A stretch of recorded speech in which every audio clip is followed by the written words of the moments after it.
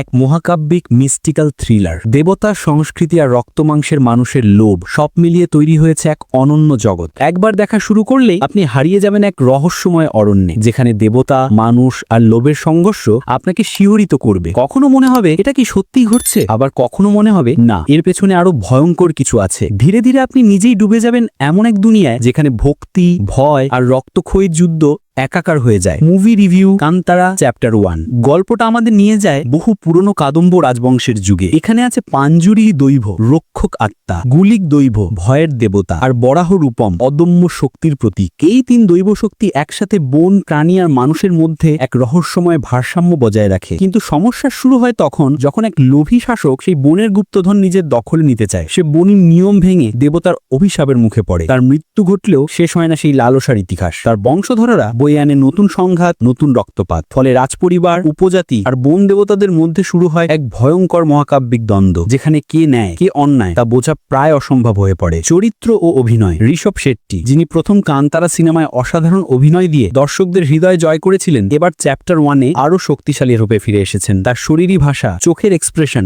আর সেই দেবভক্তির তীব্রতা সবকিছুই এতটাই বাস্তব মনে হয় যে আপনি যেন পর্দার ভেতরেই ঢুকে যান। সহ অভিনেতাদের মধ্যে উপজাতি প্রধানের ভূমিকায় অভিনয় করা অভিনেতার সংলাপ আর আবেগও অসাধারণ। তার সঙ্গে নারী চরিত্রের উপস্থিতি গল্পে আনে মানবিকতা আর ভালোবাসার নরম ছোঁয়া, যা পুরো কাহিনীকে এক ভারসাম্য দেয়। কান্তারা চ্যাপ্টার 1 মূলত একটা আধ্যাত্মিক সাগা। ঋষভ শেট্টি গল্পটাকে সাজিয়েছেন এমনভাবে যেন প্রতিটি দৃশ্যই একটা প্রার্থনা, একটা দেবভক্তির প্রকাশ। তার পরিচালনা কেবল গল্প নয়, একেবারে ভিজুয়াল এক্সপিরিয়েন্স। বনের গাছপালা, আগুনের শিখা আর দেবদারুর মন্দিরে মন্ত্রোচ্চারণের মুহূর্তগুলো আপনাকে গায়ে কাঁটা দেওয়া অভিজ্ঞতা দেবে। কিছু দৃশ্যে মনে হবে আপনি যেন দেবতার উপস্থিতি সত্যি অনুভব করছেন। এই সিনেমার সবচেয়ে শক্তিশালী দিক হলো এর সিনেমাটোগ্রাফি। প্রতিটি ফ্রেমেই এক ধরনের রহস্য, ভক্তি আর প্রকৃতির শক্তি ফুটে উঠেছে। বনের গভীর অন্ধকারে মশালের আলো, আগুনের প্রতিফলনে দেবতার মুখ আর গ্রামের নাচ গান মিলে এটা এক ভিজুয়াল পোয়েট্রি। ব্যাকগ্রাউন্ড স্কোর নিয়ে আলাদা করে না বললেই নয়। দেব নৃত্যের সময় ড্রামের বিট, ভক্তির সময়ের মাসির সুর আর যুদ্ধের সময় তীব্র সাউন্ড, প্রতিটি মুহূর্ত আপনাকে ভিতর থেকে নাড়িয়ে দেবে। সঙ্গীত পরিচালক অজান কিরণ যেন প্রকৃতির নিজস্ব সুরকে ব্যবহার করেছেন, যেন প্রতিটি বাতাস, প্রতিটি পাতার শব্দই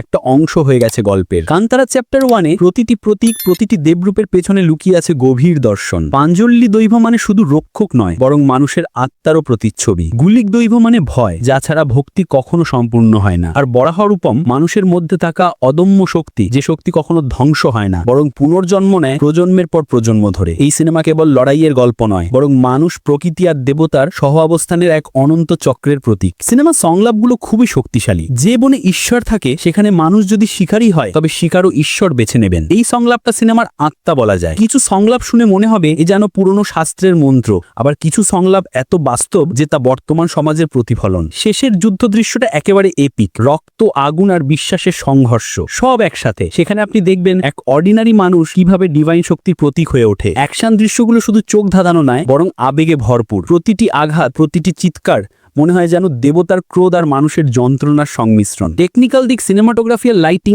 একেবারে অসাধারণ। ব্যাকগ্রাউন্ড স্কোর আধ্যাত্মিকতা আর অ্যাকশনের মিশ্রণে ভরপুর। এডিটিং একটু ধীর গতির, কিন্তু গল্পের গভীরতা বজায় রাখতে সেটা প্রয়োজনীয় মনে হয়। কিছু জায়গায় ভিএফএক্স এর গান তেমন প্রভাব ফেলতে পারেনি, তবে সেটা সামগ্রিক ম্যাজিক কমাতে পারেনি। শেষ কথা, কান্তারা চ্যাপ্টার 1 কেবল একটি প্রিকুয়েল নয়, এ যেন দেবতা, প্রকৃতি আর মানুষের চিরন্তন সংযোগের কাব্য। এই সিনেমা আপনাকে ভাবাবে, আমরা কি সত্যি দেবতার কাছ থেকে দূরে চলে যাচ্ছি, নাকি দেবতাই মানুষের ভেতরে ফিরে আসছেন যখন অন্যায় বাড়ে? যারা আধ্যাত্মিকতা, সংস্কৃতি আর মিস্টিক্যাল থ্রিলার ভালোবাসেন, তাদের জন্য এটা নিঃসন্দেহে একটা মাস্ট ওয়াচ সিনেমা। এমন দুর্দান্ত সব সিনেমার রিভিউ, অ্যানালিসিস আর সিনেমাটিক দুনিয়ার আপডেট পেতে অবশ্যই সাবস্ক্রাইব করুন আমাদের YouTube channel the world of movies. আর কমেন্টে জানাতে ভুলবেন না আপনার প্রিয় দৃশ্য কোনটা ছিল।